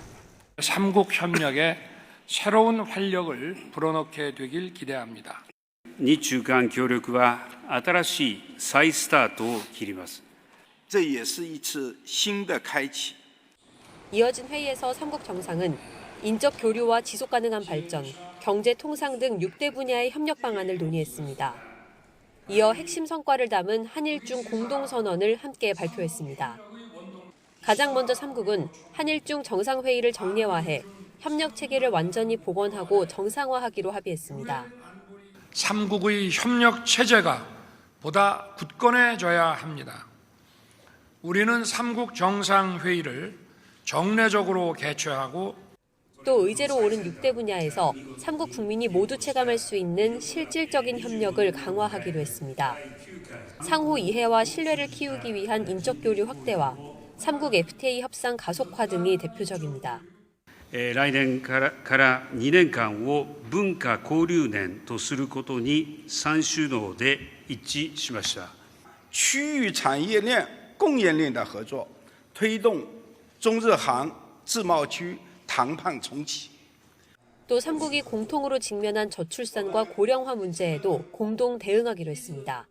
새 정상은 공동선언에서 3국 협력이 의미 있는 플랫폼으로 자리매김했다고 강조했습니다. 비록 정상회의 간격 등 정례화 수준이 합의에 포함되진 않았지만 오랫동안 열리지 않던 회의를 개최하고 또 3국 협력 복원에 청신호를 켰다는 것 자체가 성과라는 평가가 나옵니다.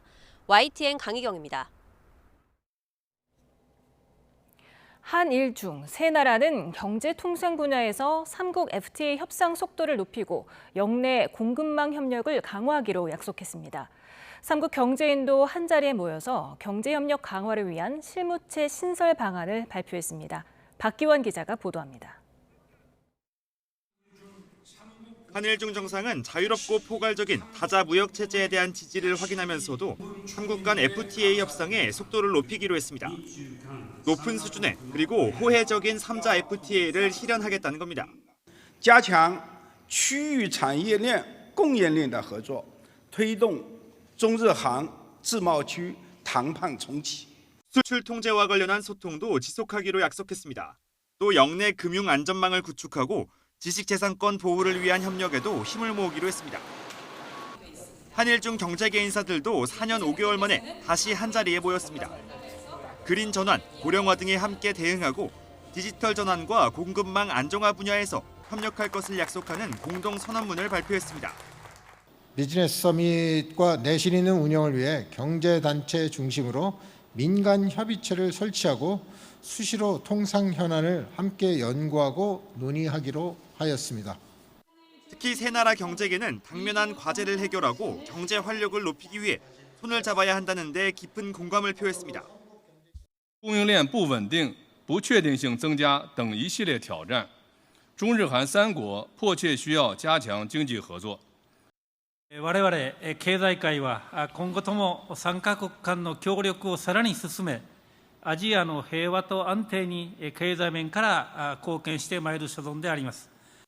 한편 삼성전자 이재용 회장은 우리 기업 가운데 유일하게 리창 중국 총리와 별도 면담을 가졌습니다. 이 회장은 코로나19 당시 중국 내 사업을 지원해준 데 대한 감사의 뜻을 전했고 리 총리는 협력의 문은 언제나 열려 있다며 대중 투자에 대한 환영 의사를 밝혔습니다. 복잡한 국제 질서 속 가장 가깝고도 먼 세 나라가 경제 분야에서부터 협력의 물꼬를 틀 수 있을지 주목됩니다. YTN 박견입니다.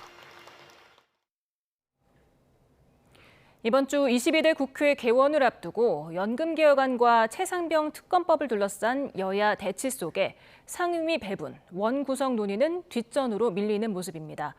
법사위와 운영위를 두고 양보 없는 기싸움이 벌어지는 가운데 민주당이 원구성 법정 기한 6월 7일을 못 받고 나서 협상의 귀추가 주목됩니다. 정인용 기자입니다.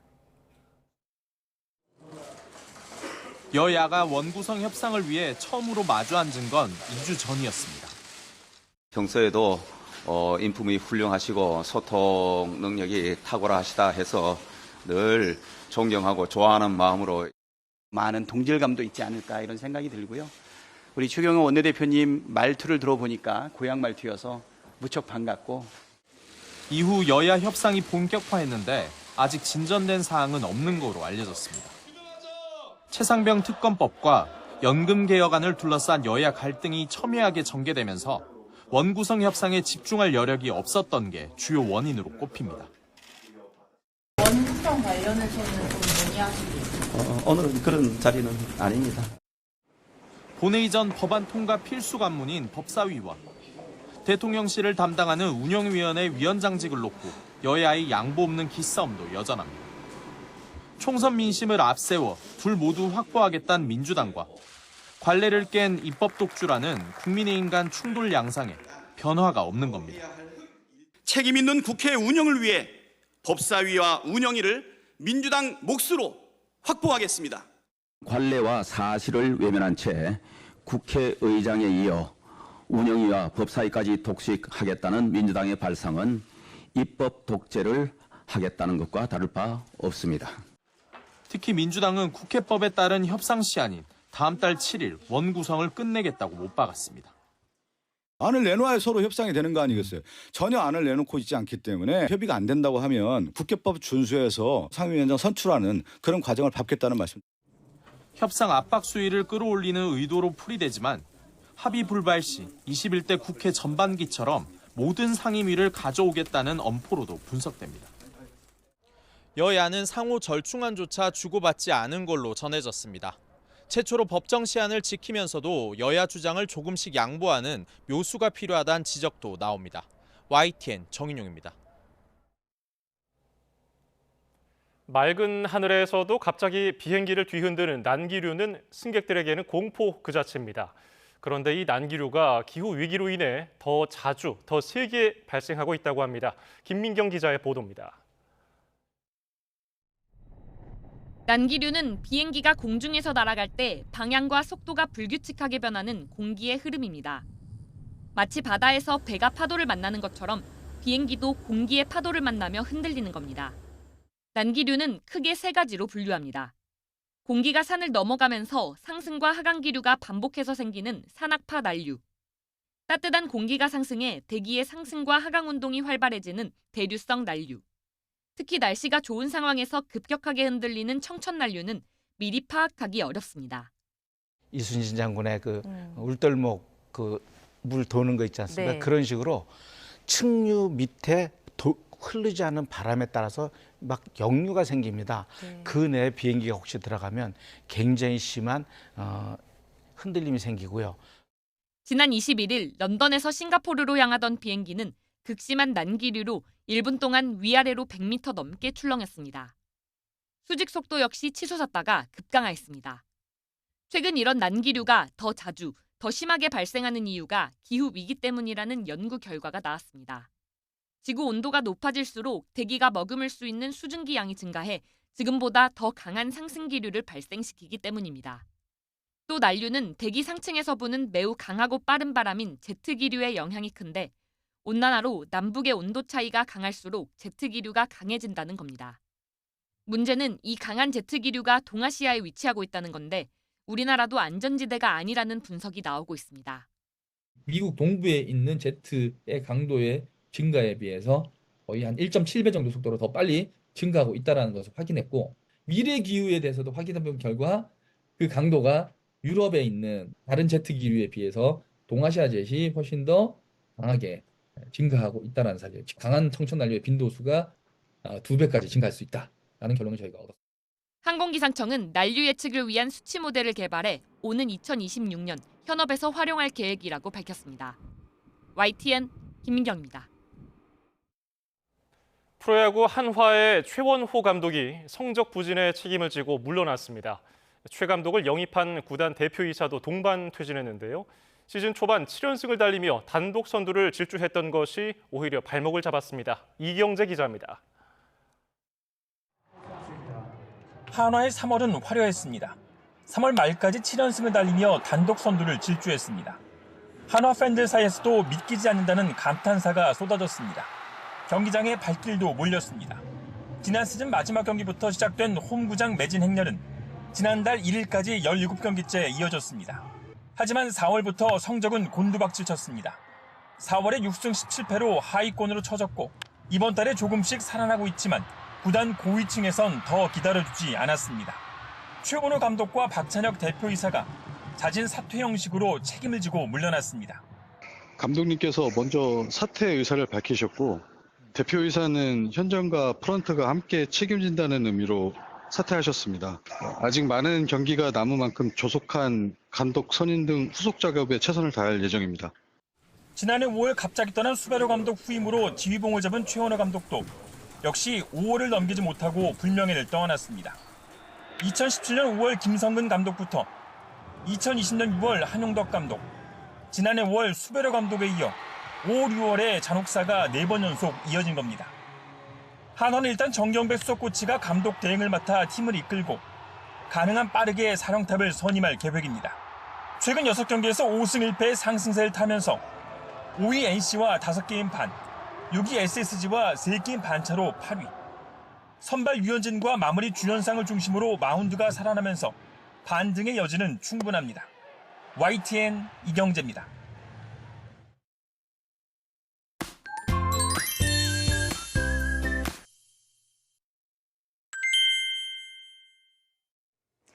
주말을 잘 쉬어도 월요일은 뭔가 힘든 것 같아요. 맞아요. 그래서 월요병이란 말이 있잖아요. 이럴 때는 그냥 매운 음식 탁 먹는 게 최고인데.